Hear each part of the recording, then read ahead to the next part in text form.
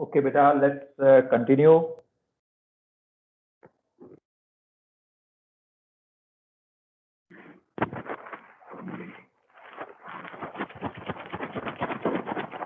Yes, sir.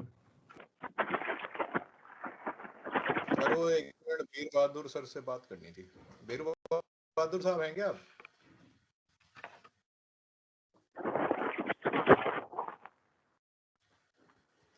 वीर बहादुर भाई,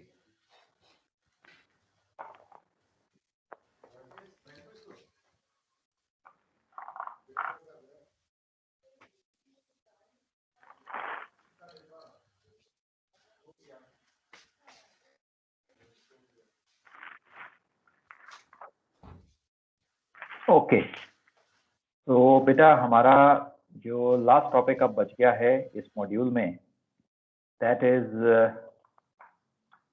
the fish triangle.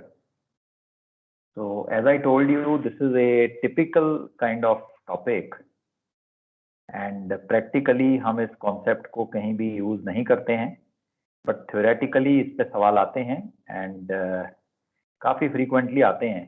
So this is a topic on which questions regularly come. So we need to practice it well. And ये भी एक ऐसा topic है जिसमें आपको steps पहले से पता होने चाहिए. So you need to memorize the steps, how the question is to be solved. आपको steps पहले से याद होंगे तो आप step by step करते हुए इसका solution निकाल सकते हो. But if you start thinking with your mind and trying to find out what will be the way out, तो फिर इस question को हम लोग solve नहीं कर पाएंगे. So let's see how do we go about solving this question. This is less of chart work and more of geometry actually. So let's see.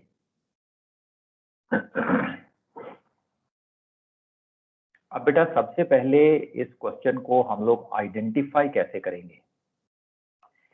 इसमें हमें वो 3 बियरिंग्स देंगे, 3 बियरिंग्स. ये बियरिंग या तो 2 ऑब्जेक्ट की होंगी या 3 ऑब्जेक्ट की होंगी. एक ऑब्जेक्ट की 3 नहीं होंगी. ओके, एक ऑब्जेक्ट की अगर 3 बियरिंग मिले, एक ही ऑब्जेक्ट की 3 bearing, so then we know it's a 3 point bearing question. हम इसमें से इमीडिएटली कोर्स मेड गुड जो है निकाल सकते हैं. ऐसा नहीं होगा इसमें. Either you will have 2 objects or you will have 3 objects. So 3 bearings of different objects. दूसरी peculiar चीज जो इस क्वेश्चन में है, they will give you the direction of the current, but they will not give you the rate of the current. यही एक ऐसा question है जिसमें आपको करंट का सेट दे दिया जाता है, डायरेक्शन दे दी जाती है, बट रेट या ड्रिफ्ट नहीं बताई जाती है. बाकी के क्वेश्चंस में 99% of the time if they give you set of the current, they will give you the rate also. Set and rate both are given. So इसको आइडेंटिफाई करने के ये 2 पॉइंट हैं जिनके साथ हम इस क्वेश्चन को आइडेंटिफाई करते हैं. 1, 3 bearings will be provided to us of either 2 objects or 3 objects. You will have different objects जिनकी bearing हमें ये question में देंगे. And secondly, they will give us the direction of the current, but they will not tell us what is the rate of the current. In fact, rate of the current हमें निकालना होता है इस question में. Find what is the rate of the current. So let's see. सबसे पहले हम ये देखते हैं कि इस क्वेश्चन में क्या क्या डाटा हमें गिवन होगा. तो हमारा जो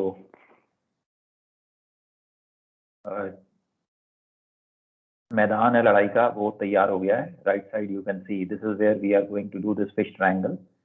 सो let us see what is the data which is given to us.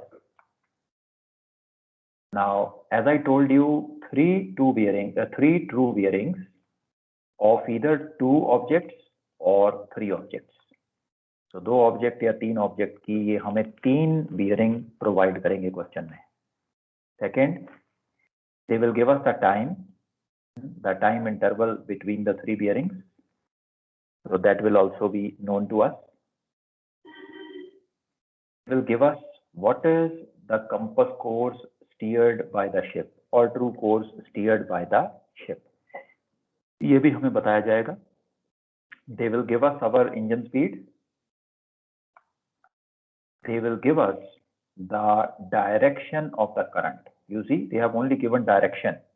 Rate इन्होंने नहीं दिया है. Direction of the current is given, and if it is present, they will give us the direction of wind as well as leeway.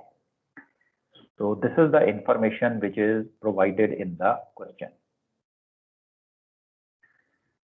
Okay, so let us see now what is required.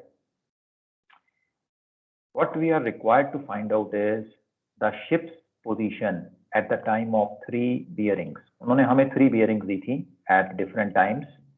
So इन तीनों bearings के time पे हमारे ship की क्या positions है वो हमें निकालना होगा. We have to find out what is the course made good and the speed made good by the ship, and we have to find out what is the rate of current. These are the items which are required. So just give me a minute, beta. Just give me 1 minute.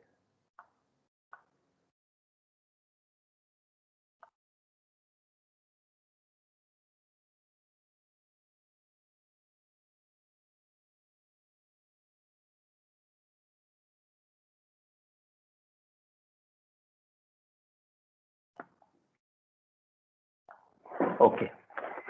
So I hope this data is clear now. This data is what data is given to us and what is required to be found. So let's now proceed to how are we going to solve this question. Okay. सबसे पहला काम जो हमें करना है, हमें 3 bearings अलग अलग ऑब्जेक्ट्स की अवेलेबल है यहाँ पे. So हम इन 3 bearings को सबसे पहले ड्रॉ करेंगे चार्ट पे. So let us plot these 3 bearings. Object is commonly known as O. So मैंने object को O mark कर दिया है. We have 2 lighthouses here. You can see one lighthouse is there, another lighthouse is there. So let us mark the 3 bearing. ये first bearing है बेटा. ये first bearing को हमने obtain किया है at 1000 hours. And इस bearing को हम नाम दे देते हैं OX. So we call it OX. So you can see O is the name of the lighthouse and X हमने इसका end दे दिया नाम. You don't need to give these names. ये names मैं सिर्फ आपको समझाने के लिए यहाँ पे लिख रहा हूँ. चार्ट वर्क जब आप करोगे you don't need to give any names. OX, OY, OZ आपको कुछ भी देने की जरूरत नहीं है. Okay. ये second bearing हमने plot की. Second bearing is applicable for 1024. So we have written the time here and let's call it OY. This is the second bearing. Let's plot the third bearing also. तीसरी bearing जो है ये हमारे third object से है. So this third bearing is applicable for 1100 hours. Okay, and let us name it as OZ. So हमने इस bearing को OZ नाम दे दिया है. So all the 3 bearings are plotted on the chart. That's step 1. Okay. Now, if they have given us a compass course to steer, to that compass course, obviously we will have to apply the deviation from the deviation card, variation from whatever information is given to us in the question paper, and we can then convert these compass course to true courses to steer. So if there is any leeway and wind given, so we will apply that leeway angle also to calculate the leeway track or the corrected true course. So this we will not do in our answer sheet. So once we do that, we have our leeway track or the corrected true course which we can plot on the chart. Let's move ahead now. अब बेटा यहाँ से हमारा जो plot है ये शुरू होता है. हो सकता है it's a little complicated and lengthy plot. इसमें बहुत सारे स्टेप्स आते हैं. तो अगर ये पहली बार में आपको नहीं भी समझ में आएगा, we will repeat it once again. Okay, if required we'll repeat it 3rd time, if required 4th time. So पहले स्टेप में अब हमने क्या करना है, हमारी तीनों बियरिंग्स जो हैं ये चार्ट पे आ गई हैं. We take any arbitrary point A on the first bearing. OX हमारी फर्स्ट बियरिंग है. इस OX बियरिंग पे हम कोई भी एक आर्बिट्रेरी पॉइंट पिकअप कर लेते हैं. I have named it A. सो ये मैंने A पॉइंट यहाँ पे बेटा पिक कर लिया, और इस A पॉइंट से जो भी मेरा कोर्स स्टीयर्ड है, मैं वो कोर्स स्टीयर्ड इस A पॉइंट से अप्लाई कर देता हूं. I draw my course steered from point A. सो ये ब्लू कलर का जो वेक्टर है, this represents my course steered.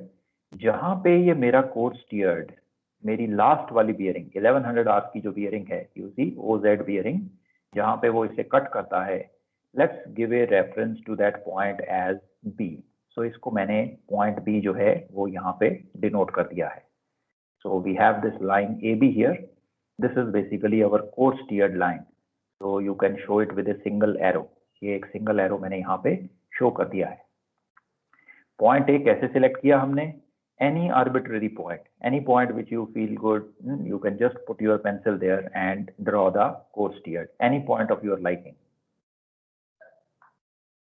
Okay, अब बेटा नेक्स्ट अगला काम हमने क्या करना है. हमारे पास इंजन स्पीड अवेलेबल है. So our first PL was 1000 hours. Second PL और सेकेंड बियरिंग was 1024. तो हमें ये 24 मिनट के इंटरवल के लिए देखना है what is the distance steamed. हमारा इंजन डिस्टेंस कितना है? सो calculate the distance run between first bearing OX and the second bearing OY. जितना भी ये डिस्टेंस आता है हम उसे A पॉइंट से मेजर करेंगे और अपने कोर्स स्टीयर्ड को कट कर देंगे. We will place our compass on point A, open it equal to the distance steamed between 1000 and 1024, and जहां पर ये हमारे लाइन को कट करता है उसको हम पॉइंट दे देंगे C. So you can see I have identified C point here. This AC is the distance steamed by me in 24 minutes.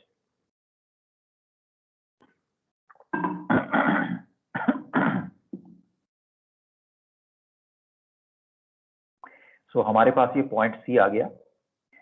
अब मैं क्या करूंगा? हाँ बोलो बेटा.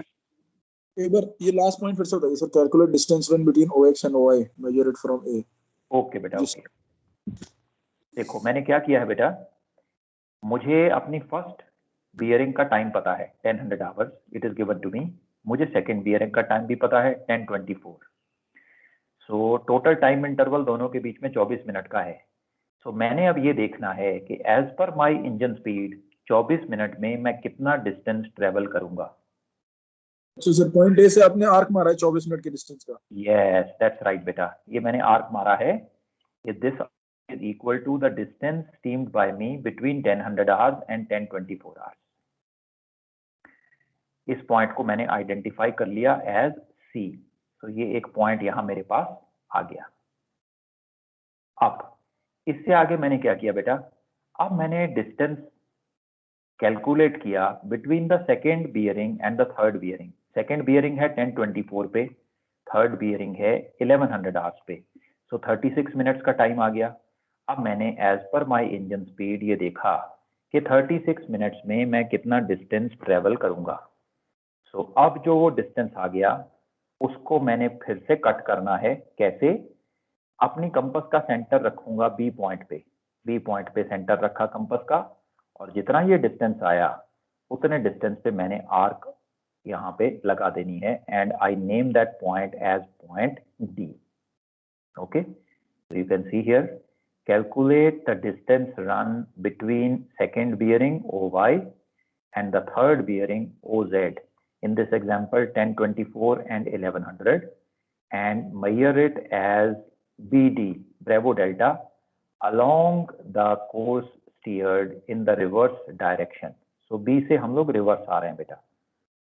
So since 1100 to 1024 आना है हमें, so B से मैंने रिवर्स कट किया ये, और मेरे पास ये नया रेफरेंस पॉइंट आ गया, that is D. Okay, so up to here okay बेटा, ऑल क्लियर?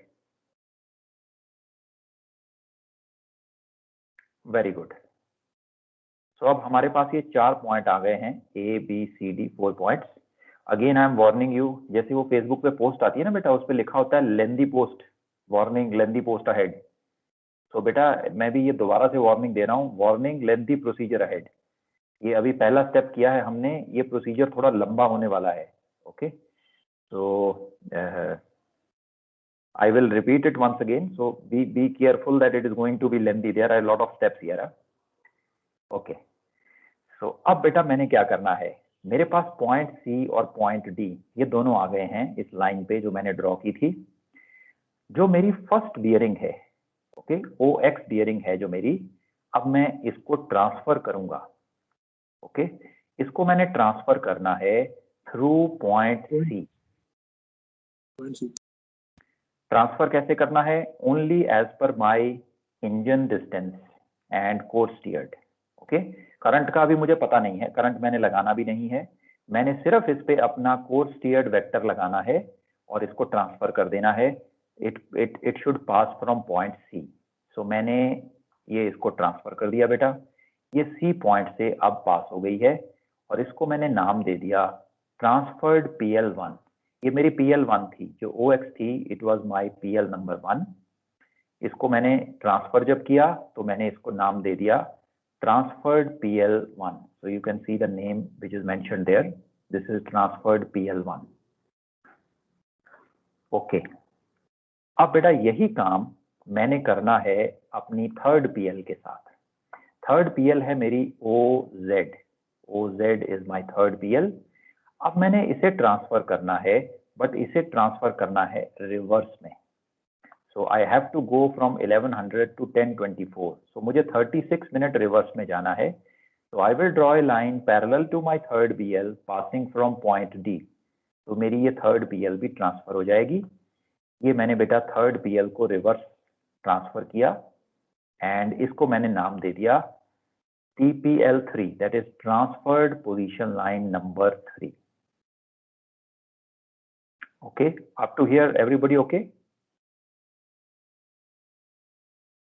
हमने इस ट्रांसफर में करंट को अभी कंसिडर नहीं किया है, तो आपके माइंड में ये डाउट आ सकता है कि सर ये आपने कैसे ट्रांसफर कर दी, करंट को तो कंसिडर ही नहीं किया। ओके, बाद में करंट कंसिडर होगा, जो प्रोसेस हम फॉलो कर रहे हैं अभी नहीं कंसिडर कर सकते हैं क्योंकि हमें करंट का रेट ही नहीं पता है। So we will, what procedure we are following, ultimately you will see that the current is considered. Okay, अब बेटा ये दोनों PL जो आपने ट्रांसफर करी हैं ये किसी ना किसी पॉइंट पे इंटरसेक्ट होंगी। You can see they are intersecting at this particular point. इस पॉइंट को अब रेफरेंस देने के लिए हम नाम दे देते हैं एक, let's call this point as E। सो हमने इसको नाम दे दिया, this is our E point. ये E पॉइंट हमारे पास आ गया। अब आगे क्या करेंगे, नेक्स्ट स्टेप, जो बेटा ये पॉइंट सी हमने आइडेंटिफाई किया था, सी पॉइंट आइडेंटिफाई किया था, हमें क्वेश्चन में उन्होंने करंट का सेट दे रखा है, मतलब डायरेक्शन दे रखी है जिसमें करंट हमें लेके जा रहा है। अब हमें पॉइंट सी से वो करंट की डायरेक्शन को अप्लाई कर देना है। ओके, पॉइंट सी से मैंने अपने करंट की डायरेक्शन को अप्लाई कर दिया। Let's apply it. I have made this red arrow which signifies the effect of current. तो C पॉइंट पे मैंने करंट को अप्लाई कर दिया। अब आपके माइंड में डाउट आएगा कितने टाइम के लिए अप्लाई करें। ओके, हमारे पास बेटा करंट का लेंथ पता करने के लिए इंफॉर्मेशन नहीं है। So you just draw the current from C, उतना लंबा आप इसको ड्रॉ करो कि ये TPL3 ट्रांसफर्ड PL3 को टच कर जाए। देखो मैंने इसको C से ड्रॉ किया, कहां तक, जहां तक ये ट्रांसफर्ड PL नंबर 3 को टच कर जाए। ओके, और इस पॉइंट को भी मैंने एक नाम दे दिया, इसको मैंने नाम दे दिया F। सो ABCD आगे चलते जा रहे हैं, ABCDE तक हो चुका है, ये अगला पॉइंट हमने नाम दे दिया यहाँ पे F, और मैंने 3 एरोज भी बना दिए signifying that this is the current vector. अब ये जो CF है, CF is as per the direction of the current, but CF is not the drift of the current. Current की ड्रिफ्ट तो हमें पता ही नहीं है क्योंकि क्वेश्चन में हमें करंट का रेट दिया ही नहीं गया है। So that is why you see Charlie Foxtrot CF is not the drift of the current. Okay, अब अगला स्टेप, जो ये पॉइंट एफ आ गया हमारे पास, पॉइंट एफ, इस पॉइंट एफ पे मैं अपना कोर्स स्टीयर्ड वेक्टर फिर से लगा रहा हूं। ओके, सो एफ पे मैंने अपना कोर्स स्टीयर्ड वेक्टर अप्लाई किया और ये कोर्स स्टीयर्ड वेक्टर ऑब्वियसली ये थर्ड पीएल को जाके मिलेगा, थर्ड बियरिंग को जाके मिलेगा, 1100 बियरिंग को। तो यहाँ पे एक पॉइंट मेरे पास आ गया जिसको मैंने नाम दे दिया जी, गोल्फ। ओके, सो अब मेरे पास गोल्फ पॉइंट तक पॉइंट्स जो हैं ये अवेलेबल हो गए हैं चार्ट पे। अब मैंने क्या करना है, नेक्स्ट स्टेप बेटा, पॉइंट ए जहां से हमने शुरू किया था, this was a arbitrary point, और पॉइंट जी जहां पे ये कोर्स स्टीयर्ड वेक्टर जो है ये आके थर्ड पीएल को टच कर रहा है, इन दोनों को मैंने ज्वाइन कर देना है। So we will join A to G, we will draw line A G, let us draw line A G. ये मैंने ए जी लाइन को ड्रॉ कर दिया है। अब ये जो ए जी लाइन है, अल्फा गोल्फ लाइन जो है, ये हमारे करंट वेक्टर को कट कर रही है। जहां पर ये हमारे करंट वेक्टर को कट कर रही है उस पॉइंट को मैंने नाम दे दिया H। Okay, so let's mark point H। ये पॉइंट H बेटा हमारे पास आ गया। This is the point where line AG is cutting the current vector. H point आ गया। अब नेक्स्ट हमारे पास H पॉइंट आ गया है और बेटा ये E पॉइंट हमने पहले निकाला था जहां पे दोनों ट्रांसफर्ड पीएल इंटरसेक्ट कर रही थी, हमने E और H को ज्वाइन कर देना है। सो ड्रॉ लाइन HE, इसको हम लोग रेशियो लाइन भी बोलते हैं। Okay, ratio line. So let's draw this line HE। ये मैंने एक डॉटेड लाइन E और H को ज्वाइन करती हुई ड्रॉ कर दी है। ये जो डॉटेड लाइन है बेटा, ये जहां कहीं भी हमारी सेकेंड पीएल को कट करेगी, second PL is OY, okay, 1024 की पीएल, ये जो डॉटेड लाइन है सेकेंड पीएल को जहां पर भी कट करेगी, that is, let us call that point as J। इसको मैं J आइडेंटिफाई कर लेता हूं, so we can see this is the point J। This is my position at 1024। Okay, so 1024 पे ये हमारी पोजीशन आ गई। This is our position at 1024। अब क्या करेंगे आगे? अब बेटा हम जो करंट वेक्टर था हमारा, चार्ली फॉक्सट्रॉट करंट वेक्टर था हमारा, इस करंट वेक्टर के पैरेलल एक लाइन ड्रॉ करेंगे which will pass from J position. In other words, you will draw the current vector passing from J, Juliet. So draw direction of current through J. So let us draw it. ये हमने J के through current की direction को यहाँ पे plot कर दिया। अब ये हमारी ट्रांसफर्ड PL 1 को और 3 को दो पॉइंट्स पे मीट कर रही है। Let's name those points. इनको हम नाम दे देते हैं K एंड L। सर ये पॉइंट J से जो आपने करंट वेक्टर मार्क किया है, ये सिर्फ इतना ही बड़ा किया क्या सर जिसमें ये दो लाइन को टच किया? या बेटा ये सिर्फ उतना ही बड़ा है कि ये दोनों ट्रांसफर्ड PL को टच करे, इतना ही बड़ा बनाना है हमने। ओके, सो हमारे पास दो पॉइंट आ गए अब K and L where the current vector is touching transferred PL1 and transferred PL3। अब मैंने क्या करना है बेटा, जो हमारा कोर्स स्टीयर्ड था, कोर्स स्टीयर्ड, उसे मैंने ड्रॉ कर देना है पासिंग फ्रॉम K बैकवर्ड। तो अपने कोर्स स्टीयर्ड के पैरेलल एक लाइन मैंने ड्रॉ की पासिंग फ्रॉम K, ये लाइन आ गई बेटा चार्ट पे, गोइंग बैकवर्ड। सर एक मिनट रुको, ये वाला पॉइंट, ये वाला ऊपर लिख लेंगे सब पॉइंट लिखना है सर एक। हां सर, ये You want me to repeat बेटा? नहीं सर, बस ये लिख लेंगे point okay okay,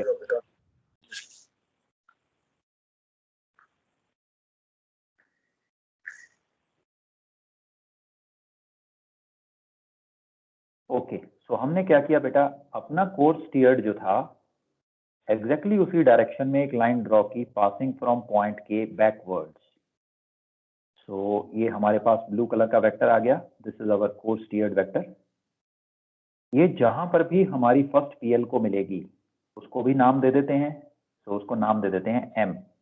so this is our point M, ये एम पॉइंट आ गया। अब नेक्स्ट हमने क्या किया, सर केएम एनके जो है ये आपने क्या एसी को नीचे ट्रांसफर कर दिया क्या, जो कोर्स स्टीयर था इनिशियल वाला? एग्जैक्टली जो ये कोर्स स्टीयर था ना हमारा शुरू में जो हमने ड्रॉ किया था, which is given to us in the question, इसी कोर्स स्टीयर को हमने के से बैकवर्ड ड्रॉ किया। Wherever it meets our first bearing उसको हमने नाम दे दिया M.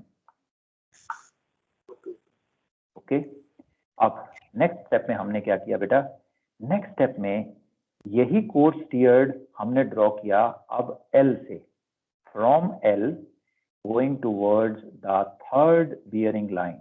So let's draw it from L to the third bearing line. ये मैंने अपना कोर्स स्टीयर ड्रॉ कर दिया। जहां पे ये मेरी थर्ड पीएल को टच कर रहा है उसको मैंने नाम दे दिया N, नवंबर। सो हमारे पास ये N पॉइंट आ गया बेटा, this N point lies on the third bearing. Okay, so we have these 2 points M and N now. अब बेटा हम क्या कर रहे हैं, M और N। सर एक लास्ट पॉइंट लिखा दिए। ओके बेटा,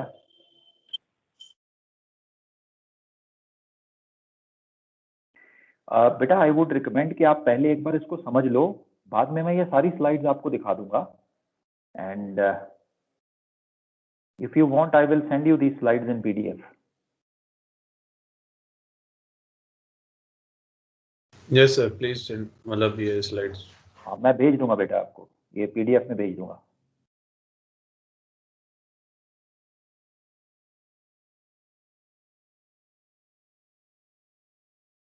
चलें बेटा आगे चलें।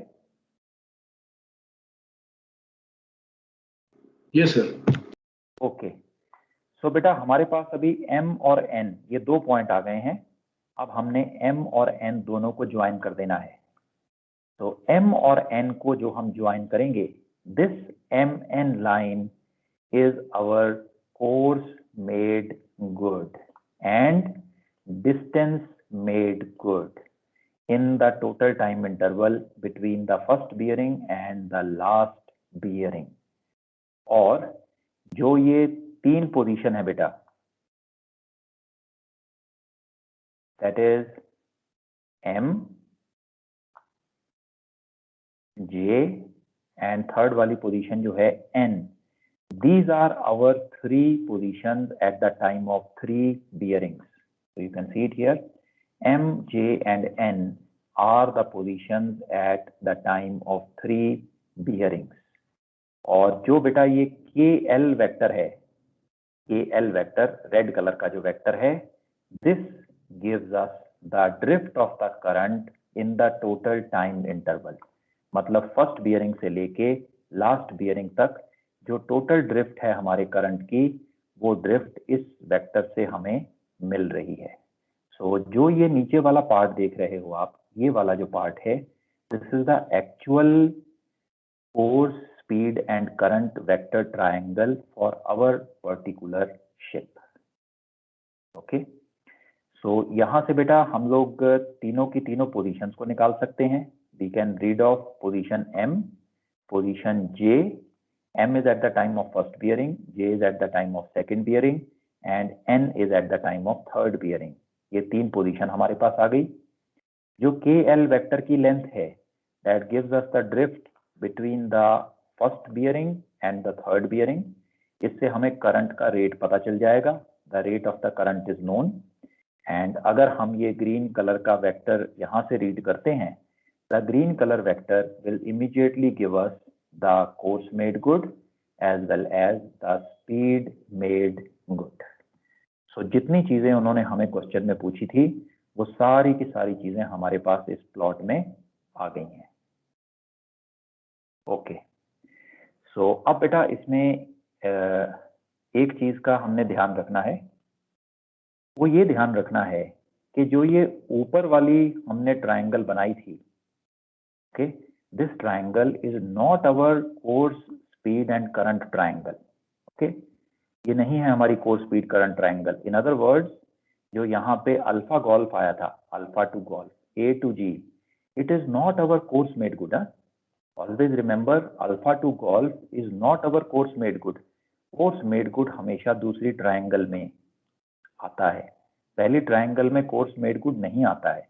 रीजन क्या है इसका? रीजन इसका ये है कि जो करंट वेक्टर हमने यहाँ ऊपर अप्लाई किया था, इसका मैग्नीट्यूड गलत है बेटा, इसका मैग्नीट्यूड सही नहीं है। Okay, so this is the thing to be kept in mind. अब बेटा बिफोर आई प्रोसीड अहेड, मैं इसका कॉन्सेप्ट आपको बताऊं, आप एक बार तसल्ली से इस पूरे प्रोसेस को देखो and you tell me, you want me to repeat the process once again?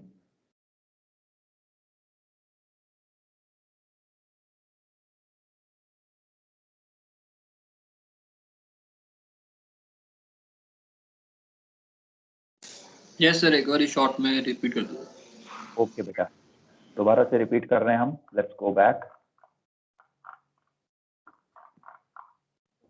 erase all the markings.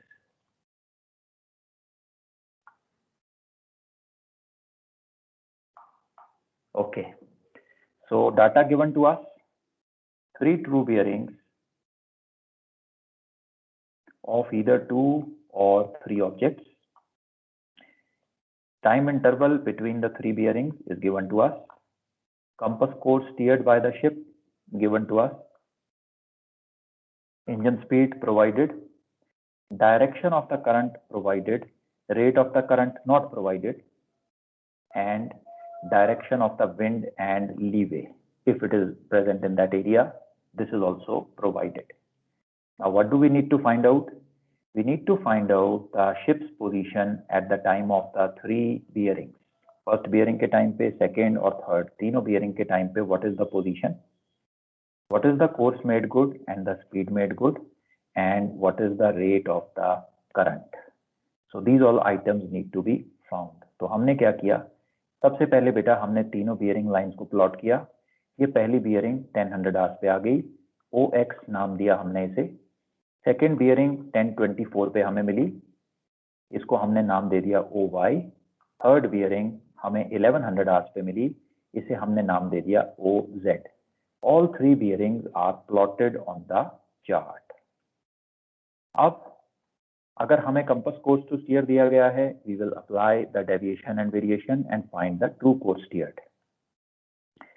अब बेटा हमने फर्स्ट बियरिंग लाइन पे, OX बियरिंग लाइन पे कोई भी एक आर्बिट्ररी पॉइंट को चूज किया, any point of your liking. आपने ये A पॉइंट यहाँ पे चूज कर लिया है, तो you can see the A point on the chart now. इस A पॉइंट से हमने अपना course up to the last bearing, तो A पॉइंट से मैंने कोर्स स्टीयर्ड जो है ये ड्रॉ कर दिया है। The blue colour line which you are seeing is our course steered, और इसको हमने up to third bearing line तक ड्रॉ किया है। अब मैंने क्या किया बेटा, मैंने फर्स्ट बियरिंग 1000 आवर्स पे ली थी, सेकेंड 1024 पे ली थी। आई कैलकुलेटेड कि 1000 आवर्स टू 1024 तक मैं कितना डिस्टेंस स्टीम करूंगा, इंजन डिस्टेंस। जितना ये 24 मिनट्स में मेरा इंजन डिस्टेंस आया, I cut that distance on this line and mark it as point C। ये मैंने C पॉइंट यहाँ मार्क कर दिया। फिर मैंने 1024 और 1100 second and third bearing line के बीच में जो ड्यूरेशन है 36 मिनट है इस केस में, उसके लिए डिस्टेंस कैलकुलेट किया और उसे ब्रेवो से पीछे रिवर्स में मार्क कर दिया एंड उसे मैंने नाम दिया डेल्टा। सो ये मेरे पास 2 रेफरेंस पॉइंट आ गए।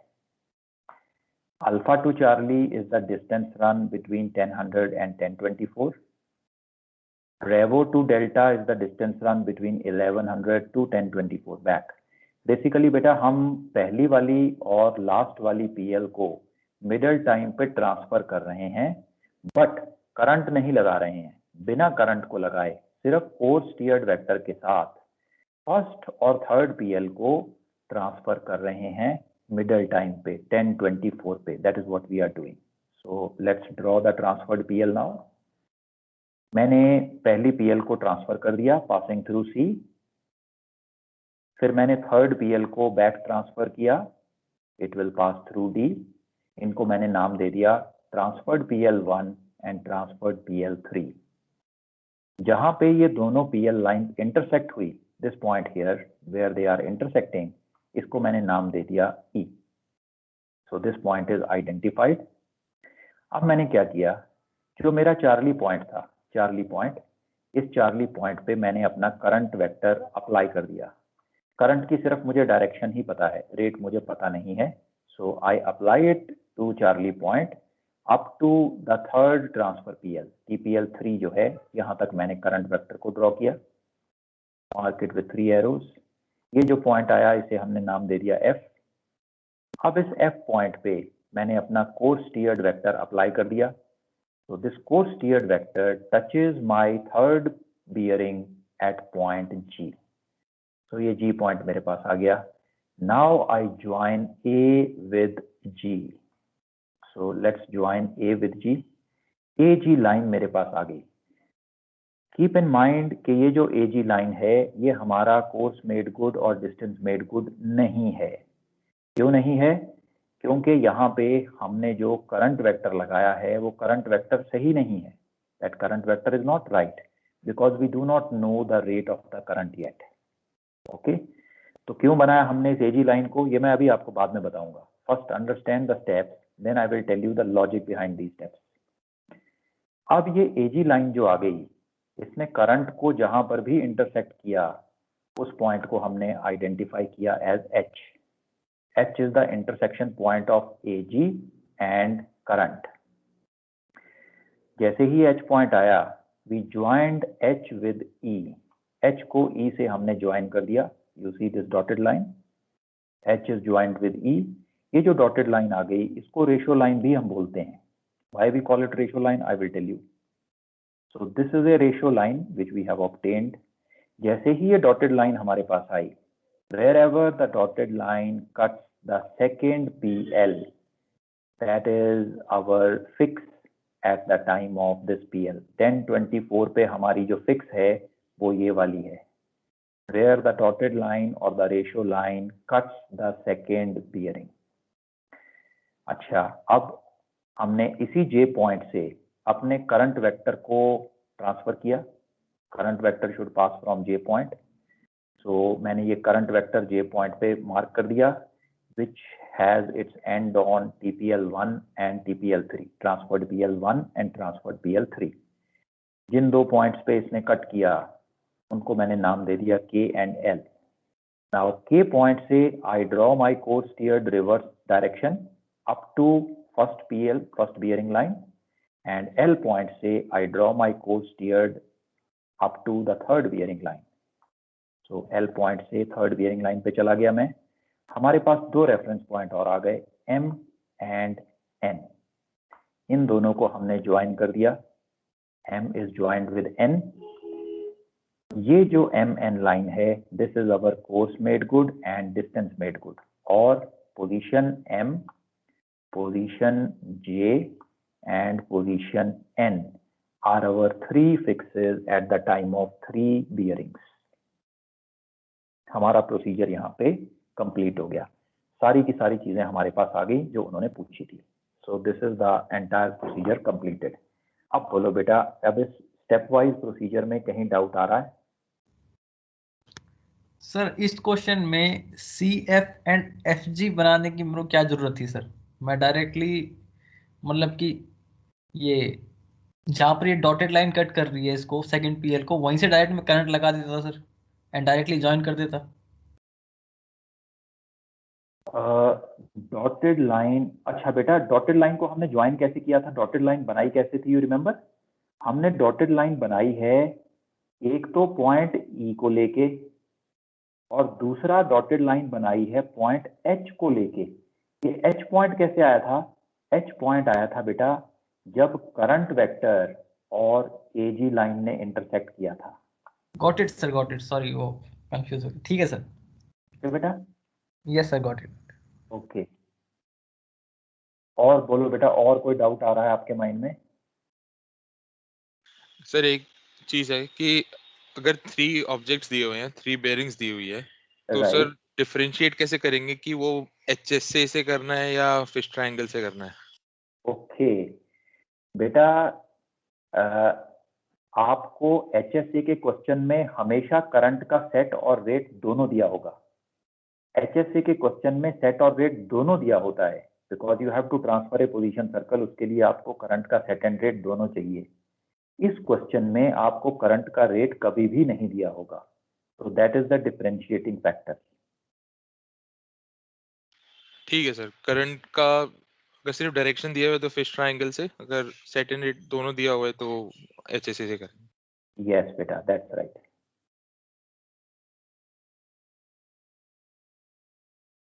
ओके, और बताओ बेटा, और क्या डाउट आ रहा है मन में?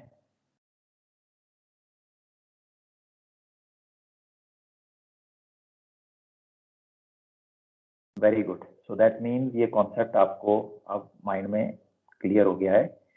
अब बेटा मैं इसका ना आपको फंडामेंटल बता रहा हूँ कि इसके पीछे लॉजिक क्या है, ओके? बट उसके पहले एक मैं आपको और भी चीज बता रहा हूँ कि अगर ये लॉजिक ना भी समझ में आए तो कोई टेंशन और दिक्कत वाली बात नहीं है। ये सर जो क्वेश्चन में बोल रहा था ना SMG निकालने के लिए, तो ये सर M से N का जो हमने पॉइंट जो ट्रेवल किया है उसी को डिवाइड कर देंगे ना 3 इंटरवल से। M to N डिस्टेंस है। ये सर उसको divided by covered between hearing okay. तो यू जस्ट सी के जैसे 1 घंटा है तो स्ट्रेट अवे इसकी जितनी लेंथ है वो हमारी समझ में नहीं आती। If it is less than or more than 1 hour, then you just calculate if what will be our speed in 1 hour. ठीक है सर। ओके ओके, तो बेटा अब मैं इसका कॉन्सेप्ट जो है, बैकग्राउंड कॉन्सेप्ट इसका जो है, ये क्वेश्चन हमने ऐसे ही क्यों सॉल्व किया, ये स्टेप ऐसे क्यों बनाए, वो कॉन्सेप्ट बता रहा हूं। बट क्वेश्चन सॉल्व करने के लिए और 25 मार्क्स लेने के लिए कॉन्सेप्ट समझ में आए ये जरूरी नहीं है। Nobody is going to ask you the concept. You don't need to explain the concept when you are plotting on the chart. Number जो आपको मिलेंगे वो सिर्फ जहां तक हमने कर लिया है इसी प्रोसीजर के मिलेंगे। ओके, नाउ टू अंडरस्टैंड कि ये हमने किया क्या है, स्टेप तो समझ में आ गए कि भाई ऐसे करो, no number 2, number 3, number 4, number 5, ये पोजीशन आ गई हमारी। But why we have done दो स्टेप्स? बेटा बेसिकली यहाँ पे हमने क्या किया है, जो ये H पॉइंट हमने निकाला है ना, H पॉइंट और E पॉइंट हमने निकाला है, इन दोनों को डॉटेड लाइन के साथ ज्वाइन किया है। ये जो डॉटेड लाइन है it is called as ratio line. ये रेशियो लाइन क्या है? बेसिकली ये डॉटेड लाइन ये बोल रही है कि आप इस लाइन पे कहीं भी करंट को अप्लाई करोगे, चाहे आप यहाँ करंट को अप्लाई करो, चाहे यहाँ अप्लाई करो, चाहे यहाँ अप्लाई करो, चाहे यहाँ अप्लाई करो, this dotted line will always divide the current in the ratio of first interval, that is 24 minute, and the second interval, that is 36 minute. Okay, तो इसका मतलब ये हुआ कि हमारे करंट को ये रेशियो लाइन एग्जैक्टली इसी रेशियो में डिवाइड करेगी, 24 to 36 की रेशियो में। और हमारी ये जो दो ट्राइंगल बननी है, ये देखो बेटा, ये है हमारी पहली triangle between first and second PL, ये है हमारी दूसरी triangle between second and third PL और सेकेंड एंड थर्ड बियरिंग। इनमें करंट की रेशियो तो यही रहनी चाहिए ना, 24 मिनट के लिए करंट यहाँ होना चाहिए, 36 मिनट के लिए करंट यहाँ होना चाहिए। So that means we have to be somewhere on this ratio line at 10:24। So basically ये जो रेशियो लाइन हमने निकाली है it is a PL for 10:24। अब 10:24 पे हमारे पास OY, ये वाली PL तो पहले से ही थी, so wherever this OY and the dotted line intersect, that becomes our fix, which is this position J। ये कॉन्सेप्ट है। अगर आप इस पॉइंट पे आ जाओ तो इस पॉइंट पे करंट का मैग्नीट्यूड 0 है। अगर करंट का मैग्नीट्यूड 0 हो आप यहाँ पे कोर्स टीयर लगा दो अपना। Okay, these will be 3 position. अगर आप यहाँ पे आ जाओ तो करंट का मैग्नीट्यूड इतना है। ओके, सो अगर आप जे पॉइंट पे आ जाओ तो करंट का मैग्नीट्यूड इतना है। तो 0 मैग्नीट्यूड हो या इतना मैग्नीट्यूड हो या इससे भी ज्यादा मैग्नीट्यूड हो, करंट वेक्टर को रेशो लाइन ही उसी रेशो में कट करेगी। That is the basic concept and this concept is related to geometry. Okay, ये हमने ज्योमेट्रिकल कॉन्सेप्ट यहाँ पे अप्लाई किया है। सो अब अगर ये कॉन्सेप्ट आपको नहीं भी समझ में आया तो कोई इसमें घबराने वाली, टेंशन वाली बात नहीं है, बिकॉज ना तो ये कॉन्सेप्ट आपसे पूछा जाएगा एंड ना ही आपको एक्सप्लेन करने को बोला जाएगा, neither in written nor in oral. This is a very impracticable concept. ये मैंने कर तो दिया है, यहाँ पे करवा दिया है, आपने समझ भी लिया है, ये पेपर में भी आता है, 25 मार्क्स आपको मिलते भी हैं, but this is a highly impracticable concept. So is it okay now, beta? Things have settled in your mind now? Sir ये क्वेश्चन कैसे पता लगा फिश ट्रायंगल से रिलेटेड क्वेश्चन है? Okay. बेटा इसका मैं आपको बताता हूँ स्टार परफॉर्मर क्या है इस क्वेश्चन का। ये क्वेश्चन जब भी आए तो बेटा इस चीज पे ध्यान देना, rate of the current will be missing. यही एक ऐसा सवाल है पूरे चार्ट वर्क में। ओके, 99% आई वुड से यही एक ऐसा सवाल है पूरे चार्ट वर्क में जहां आपको करंट की डायरेक्शन तो दी जाएगी लेकिन रेट नहीं दिया जाएगा। ओके, बाकी इससे मिलते जुलते जो सवाल हैं, जो कॉन्सेप्ट हैं, वो क्या हैं? एक कॉन्सेप्ट है HSA का, दूसरा कॉन्सेप्ट है 3 पॉइंट बियरिंग का। ये 2 कॉन्सेप्ट हैं जो इससे मिलते जुलते हैं, क्योंकि HSA में 3 बियरिंग मिलती हैं 3 अलग अलग पॉइंट से, 3 पॉइंट बियरिंग में भी 3 बियरिंग मिलती हैं पर वो एक ही पॉइंट से होती हैं। सो उन दोनों के साथ इसे डिफरेंशिएट करने के लिए इसी चीज को याद रखना, करंट का रेट जहां पे ना दिया हो, इनफैक्ट ये पूछा जाएगा आपको, find the rate of the current. अब रेट ऑफ द करंट अगर किसी सवाल में पूछा जा रहा है तो वो फिश ट्रायंगल का सवाल है। ओके बेटा? Yes sir. सर एक बार थोड़ा HSA का छोटा सा रिकैप कर देंगे, क्या क्या होता था उसमें, छोटा सा, मतलब कि जस्ट एक। ओके ओके, ठीक है बेटा, HSA का रिकैप कर लेंगे, but don't do it today. हमारा कल एक सेशन है, तो I will do HSA with you tomorrow, ठीक है? Okay sir. The reason is कि ये जो चीज अभी आपके माइंड में गई है ना, I just want to give it some settling time, otherwise ये अगर डिस्टर्ब हो गया ना तो दोबारा से समझने में दिक्कत होगी। So just stabilise.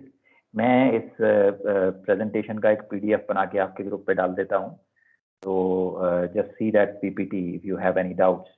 HSA we will do tomorrow. और भी अगर कोई चार्ट वर्क का कॉन्सेप्ट आपने करना हो तो मुझे बता देना, मैं उनको कल कर लूँगा, बिकॉज विद दिस बेसिकली हमारा जो मॉड्यूल 3 का सिलेबस है that's already complete. So with module 3 we are completed. So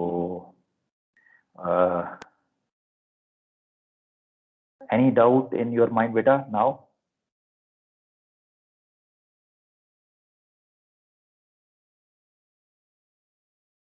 तो सर सेकंड मैच को चार्ट वर्क आप ही लेते हो sir?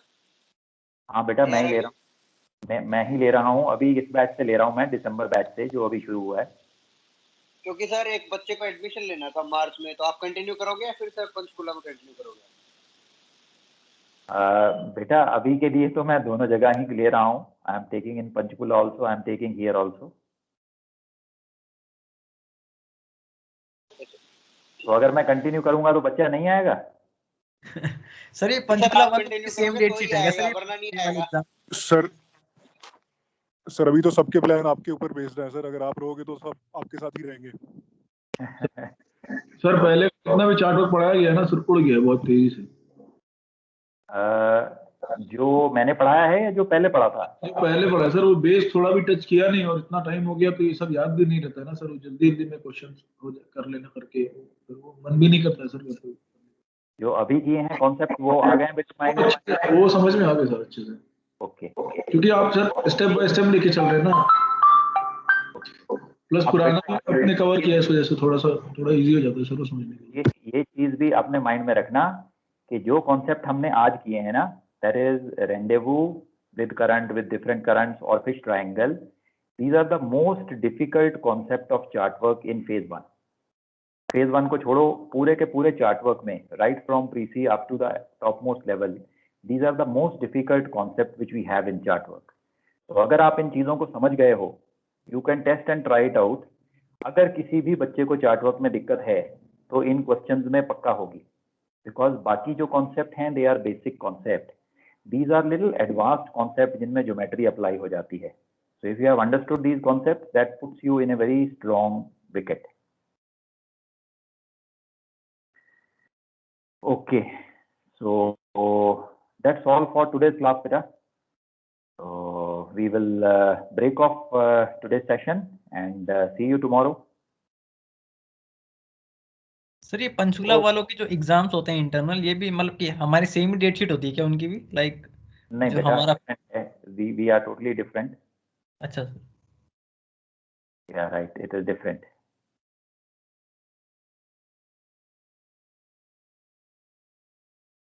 Okay, so let's break off for today, beta. See you in tomorrow's class 10. Okay, sir. Okay, beta. Okay. Bye bye. Bye bye.